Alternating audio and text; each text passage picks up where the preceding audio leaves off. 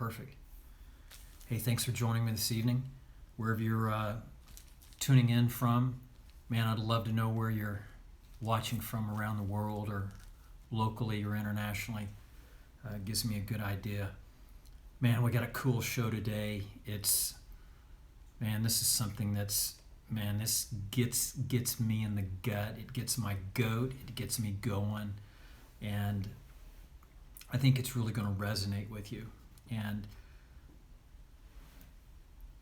what I'm going to talk about today is transformational coaching versus transactional coaching. And in this broadcast, I'm going to share with you the two types of coaching, okay? And there's a vast difference between the two and how you can determine as an athlete if you are on the correct path to success with the right coach. And I'm going to throw a little different twist at it for you as well, coming from more of a athlete's perspective, okay? That's some really cool insight. So if we've never met before, I'm Sean Humphreys. I'm a high performance coach, and I specialize in changing the performance of individuals, whether you're a highly skilled athlete or you're on your way to being one, or you just want to improve your performance, you're in the right place, okay? If you don't mind, give me a thumbs up. Let me know you can hear me. Hey, show me a little love. Let me know where you're tuning in from. Also, hey, I love to hear your questions because I'll go in and check the rebroadcast on our YouTube channel, and it's actually being broadcasted live on YouTube right now. So you YouTubers that are checking it out, what's happening? All right, man, let's dive into this. So when we look at the two types of coaching, transformational versus transactional coaching, or transactional coaching focuses solely on outcome and meeting the needs of the coaches, the staff, or the organization.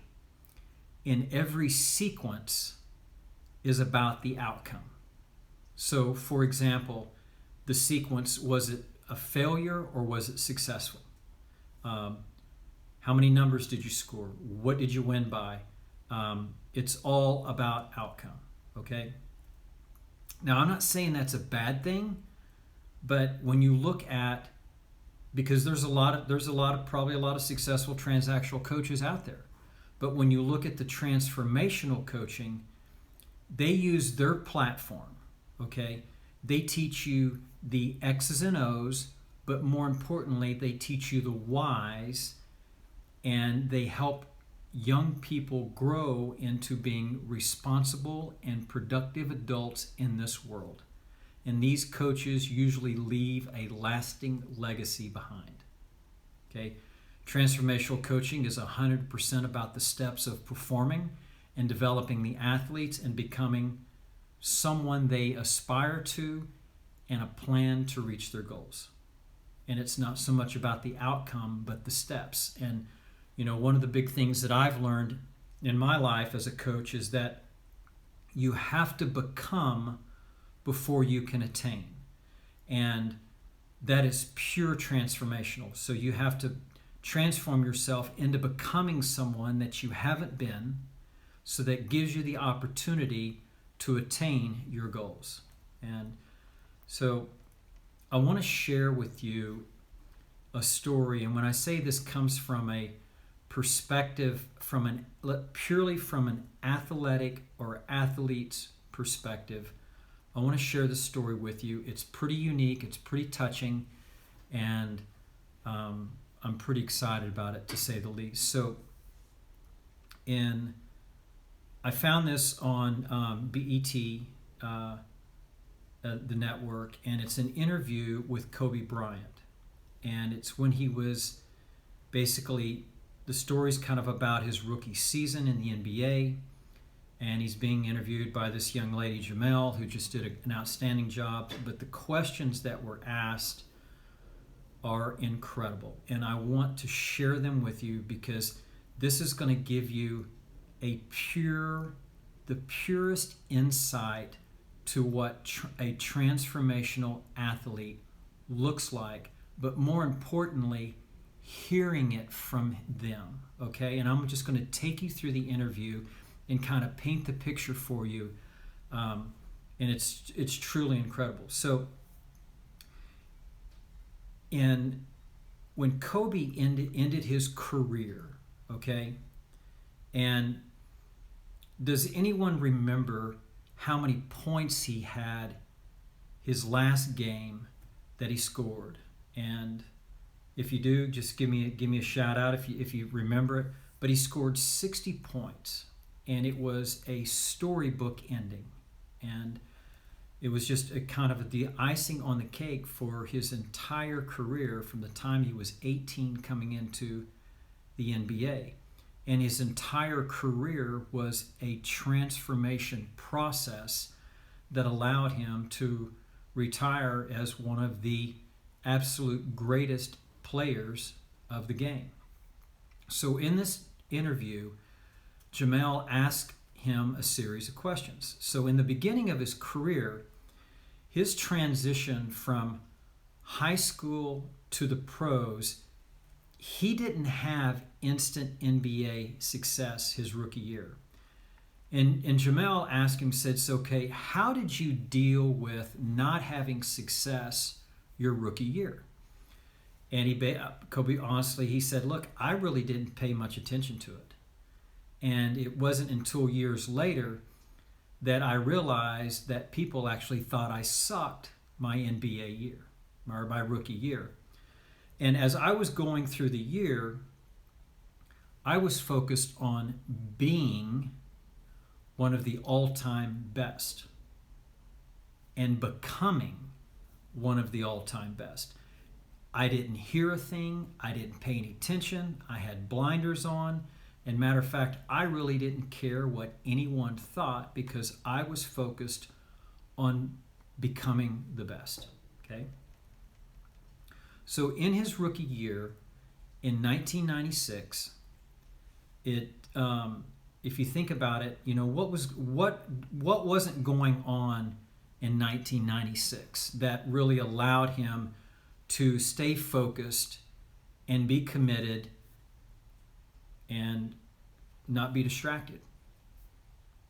There was no social media. So you could say it was slightly easier for him to manage the environmental imprints, but living in LA alone is an environmental imprint, and in managing all of that and all those expectations that come from the organization and all that, he had to have a solid plan to do that. So in his rookie year, fast forward it to the playoffs, okay? And he's in the playoffs and is against the Utah Jazz. And this game was in Utah, and it's worked itself down into the fourth quarter, okay? The score's tied, and there's 11 seconds in the game, all right? Kobe takes the ball across midcourt. As the clock's working down, he works himself into three-point range, and he fires the shot, and he airballs, and he misses it by 5 feet. Okay? They go into overtime. Okay, so now we're in overtime. All right? There's a couple transitions. Lakers come down the floor. There's two passes. Then to Kobe. He's on the perimeter. Shoots it again. Airball. Misses it by 5 feet again. So now it's the second airball in a row in this game. Now they're in overtime. So they transition again to the other end of the floor and then back. And then now they come down, three passes, then to Kobe. He's at the perimeter, shoots again, airball, misses it by a big margin. Now he's got three airballs in a row. And if you guys have seen this, you guys know exactly what I'm talking about. Okay? Then, again, another transition. They come down the floor. Couple passes. Kobe again. Shoots another air ball. It's his fourth air ball in a row. And he misses it like by 5 feet. And the crowd's just like going nuts. So now you've got, now the game is, the game is still tied, or actually they're down by a couple And now the seconds are ticking away. The next transition down the floor, John Stockton's on him. He crosses midcourt. He gets open. He catches the pass on the perimeter, shoots it again for his fifth air ball in a row and misses it by a mile. Game over. Utah wins. That's Kobe's NBA rookie year. Okay? And Jamel's got a chance to ask questions. So she says, I want to ask you another question about that experience right there. So when you were airballing these 3-pointers against Utah, weren't you aware that you were kind of really sucking at this point? And wasn't this a big disappointment? And Kobe's answered, what I was thinking is, I'm thinking the damn things are going in and that I should have made all of these shots. I wasn't thinking anything else but performing and trying to put the ball in the hoop. But then it was over. He said, then I asked myself, why weren't they going in? Why did they end up like it did? And so he said, I was able to think tactically as opposed to emotionally about the outcome, because I had to focus on solutions, not the outcome, to get the answers. I had to focus on solutions, not the outcome, to get solutions or to get the answers. Highly transformational. He said, you see, when I was in high school, I was accustomed to playing 35 games a year max. In an entire season, I played 35 games in high school max. In the NBA, that was my 125th game of the season among grown men, and I was 18 years old. Kobe said, my legs were not ready and they gave out on me. And that's what I realized. He said, that's what happened. And he goes, I knew I wasn't nervous. I embraced the pressure because pressure's good for you and pressure's a great thing. I needed more endurance. My legs needed to get stronger. I put the solutions in place and I went to work. He goes, this allowed me to think tactically, that allowed me to train strategically, and I went about it in a very systematic process, and I got my legs in shape, and I got in shape. So Jamel asked him, said, so what's the best advice that you would give to young athletes? And Kobe said, I think the best thing a young player can do is ask why. So when a situation happens and there needs to be solutions, the athlete's asking why. So Kobe said, so like for me, why did my legs give out? And learn to be solution-based and not problem-based. And I focused on the solutions to the problem and not focusing on the problem. He goes, that's the biggest thing that I can give young athletes. And I agree. And I think why is the most important piece. And as we work with young athletes, we talk about this all the time, is that, like with Kobe here, Kobe had all the skills in the world, but his knowledge acquisition was unbelievable. He got the 10,000 plus reps in his skill acquisition, but he got the 10,000 plus reps in his knowledge acquisition as a young athlete. That's why he excelled so well, because the knowledge piece allowed him to put solutions in place for everything that he was doing. It was focused on the performance piece, focused on solutions, running the steps of performing. And nothing was based on outcome. Absolutely nothing.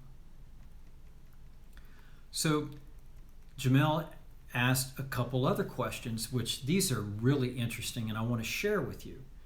So she says, Kobe, and a lot of people get asked this question, right?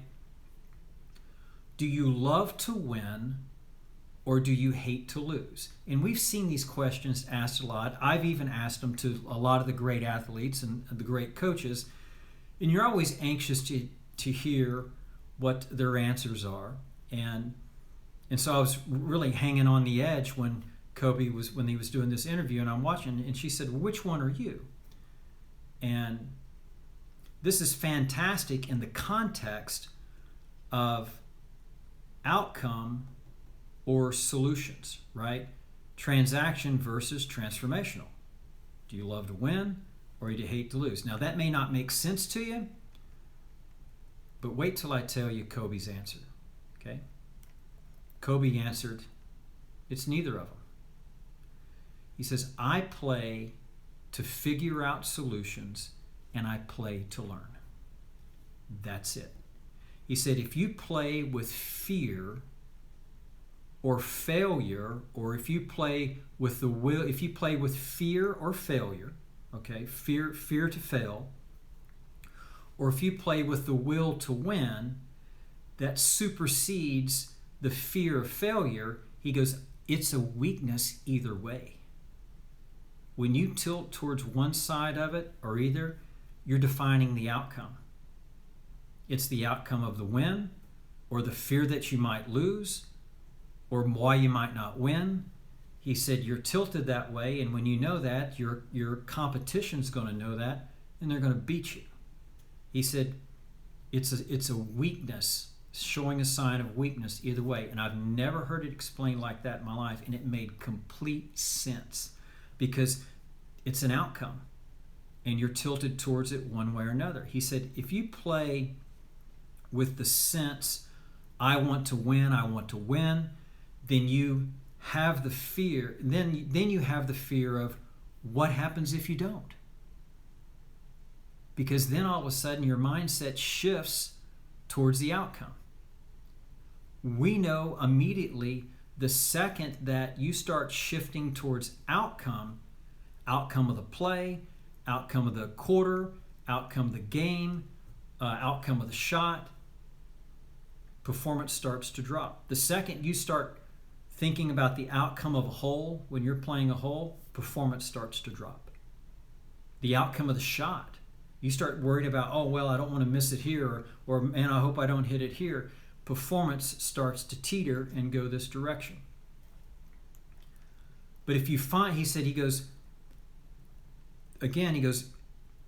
if you find a common ground in the middle or in the center that's not tilted towards each one of those, and you're focused on getting better, he goes, it doesn't matter, and you're not going to be fazed by either. And I love that because it doesn't matter, and you're not going to be fazed by either. I find that I just that resonates so well because it has nothing to do with outcome. He said this enables you to stay on pace and connected to your steps of performing well.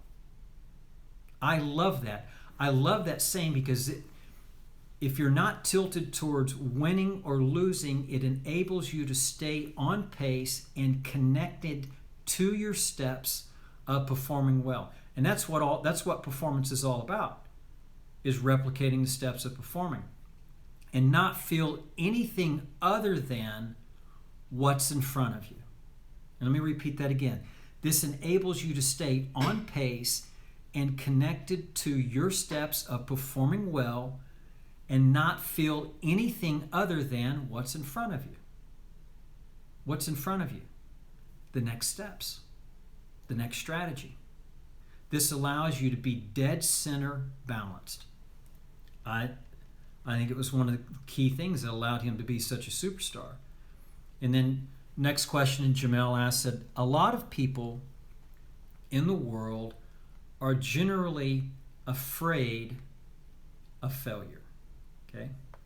How did you, Kobe, one of these people, let me rephrase it. How did you become one of these people that is not afraid of failure? You're gonna love this. Kobe says, it doesn't exist. Failure doesn't exist. He's like, what the hell does it mean? He goes, seriously, what does it mean? He goes, it doesn't have any meaning at all. He goes, it's a complete figment of your imagination. Failure is. And I agree 100%.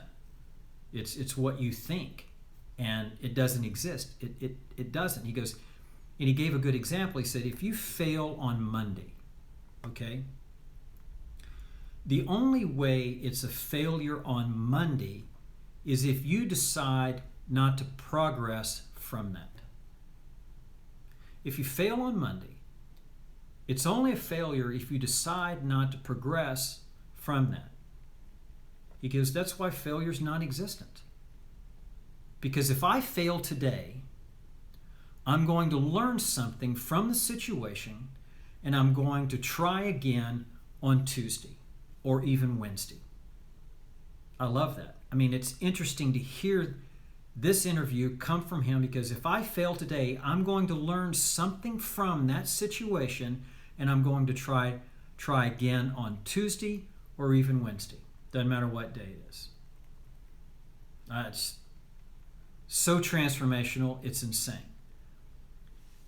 So Jamel asked another question. He said, if you finished your career, okay, with the Lakers without an NBA title, you wouldn't look at that as failure? Kobe said, I would have looked at it as being extremely disappointed, because I had a dream and goals I wanted to accomplish. And if I don't accomplish these goals, I got to ask myself why. From my position of why I didn't accomplish them. Was it, and he gave some examples. He said, was it poor leadership? Was it failure of me communicating with my teammates that didn't set them up for success in training and in games? Was it a lack of preparation? These would be all the reasons why I did or didn't win or don't win. He goes, those would be the key reasons. So if that's the case, he goes, I have to analyze it. As I move and evolve post-season or post-basketball or even in business, these same weaknesses are going to reveal themselves again and again. Unless I do something about them to make the change, they're going to keep revealing themselves over and over again. How profound is that? And because we have to look at it, who has to change? Well, we do as athletes. And I started making that change 20-something years ago as a coach. And when my good buddy Coach Parcells said, look, he goes, you owe it to your athletes to give them the opportunity to win. And he goes, you got to figure it out. He said, but the first thing is you need to understand why they win. And he goes, you need to understand why they lose. He goes, once you start understanding that, you're going to be able to help your athletes. And I'll be the first to tell you, man, I didn't even know. But I got after that.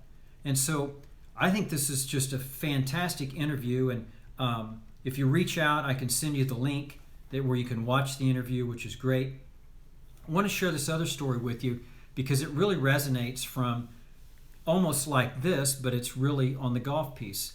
One of our students, she's a junior in high school and a top student academically, and she was about an 80 shooter, shot in a set, broke 80 every once in a while, shot 78, 79, 80. She never won. And she's been in our onboarding program for about 6 months now, right? And if you know anything about our onboarding program, it's Olympic training, and they follow all these steps. Everything is defined, measured in time, and these athletes are just having incredible success because of the system. And so she was playing in a tournament this past weekend. We started preparing for this event weeks in advance, right? Preloading the golf course, building the strategies, mapping everything, and she's rehearsing it, preloading it, and playing the entire round every single night in her mind exactly the way that she wants to do it. She's transforming herself into becoming. So we set the goals, we set the performance goals, we set the position goals, and She goes out and new personal best, shoots 71. Blows everything out of the water. And she called me. She goes, Coach, I just shot 71. It's my personal best ever. And I'm on the leaderboard.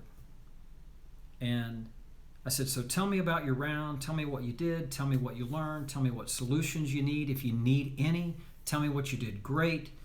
And we just reinforced all of those things, her steps in performing. We just went through all of that stuff. And I said, let me ask you something. I said, you mentioned that leaderboard, right? She goes, yeah, I'm on the leaderboard. And I said, that leaderboard doesn't exist. That's a figment of your imagination. I said, that leaderboard is only for the people watching the event that don't play golf so they can see who's in the event and what score people shot. And by the way, the score that you shot is a figment of your imagination because the score doesn't matter. Because you don't have control over where you finish or what you scored that day. What you have control of are your steps of performing. And you did those splendid today. You were incredible at running your steps of performing. That's what you have control of. That's tangible. The other stuff, what you make on a hole, it's a figment of your imagination because it really doesn't matter. It's how well are you performing your steps. And she's like, oh my gosh, Coach, that's a crazy way of looking at it. But she said, it's actually real, isn't it? I said, yeah, it's real. I said, the things that's real is what are the things that you have control of. And so she goes, so what do I do for tomorrow? And I said, we're going to do the same thing that we did the last few days. We're going to preload the round again. You're going to rehearse every shot. You're going to build a strategy for every hole. Then you're going to come back and you're going to play every hole, running every 6 steps of performing. And it's going to take you about 2 hours to go through the entire round, and you're going to rehearse it exactly the way that you want to play it. And I said, let me know when you finish. Just shoot me a text or give me a call and let me know how that preloading went. She went through it, sent me a text. Coach, I just shot a perfect round of golf. She goes, I shot even par again. I'm like, I love it. Go have fun. Focus on your steps. Call me tomorrow when you're done. So she finished up the round. She called me. Coach, I shot 73 today, and I won by 7 shots. Not only did she set a second personal best, but I told her, I said, Maddie, I said, the 71's incredible. I said, but you know what's more than incredible or outstanding? I said, is the second round 73. And she's like, why, Coach? Why is that? And I said, here's the reason why. I said, because when athletes shoot that first round, and that's a personal best, you're thinking that there's going to be a self-image correction, right? That the number's going to sky up because the self-image, it's not like them to do that. They haven't grown their self-image. They haven't become and transformed that self-image into becoming someone that they haven't been. And I said, you did that. You grew your self-image. And you shot 73 the second day, and I said, that's the amount that your self-image is now going to correct. And she's like, holy cow, Coach. She goes, I had no idea that's what the self-image does. She goes, I didn't even know my self-image was growing. I said, you don't. You only know what it does to you in a very stressful situation. It's either like you to do it or it's not like you to do it. In this situation, because of all the training and all the imprinting, and you growing your self-image and growing your skill set and growing the knowledge piece in this whole transformational process, you've become, now you are attaining. And she's like, wow, so that's how all this works. I said, that's how all this works. I said, it's just a transformational process. So I just wanted to share that with you and, to give you some insights tonight of really what the transformational coaching is all about and how it is leading athletes into areas and spaces that they've never been before. It's funny is because Olympic training is about athletes breaking the barriers. That's what Olympic training is. That's why they break gold. That's why they break all the world records and they win gold medals, and because that's the mindset. And they train to do that. And that's what EPS is all about. It's about transforming athletes into doing things that they've never done before. And just FYI, if you'd like to be a part of our private client group, we've just now opened up our collegiate onboarding program. We now have spaces. You've probably seen the advertisement on Facebook, and I'm telling you, the conversations that we're having with these coaches and these parents are incredible. I absolutely love it. And if you would like to have a discovery call, whether it's your son or your daughter, or it might be your grandson or your granddaughter, or you may have an athlete that needs some help, I'd be more than happy to have a discovery call with you. You can give me a call on my personal line. It's 972-793-7255. Or you can catch me on my email. It's Sean@SeanHumphreys.com. We've also got our college golf camps, our training camps that we're doing here in North Palm Beach. Oh my gosh, they're incredible. That gives you an incredible kickstart. It's a 2-day program. Those are available on my website under the training aspect. I hope you've enjoyed this evening as much as I've enjoyed putting it together for you. I love talking this stuff. Give me your questions. I'd love to field them. Check it out on the rebroadcast. And if I can help you in any way, let's spread EPS. Pass this along to somebody that you know, because we all need all the help we can get. I've enjoyed having you join me this evening, and I will see you next Wednesday. Have a great week. I'll talk to you soon.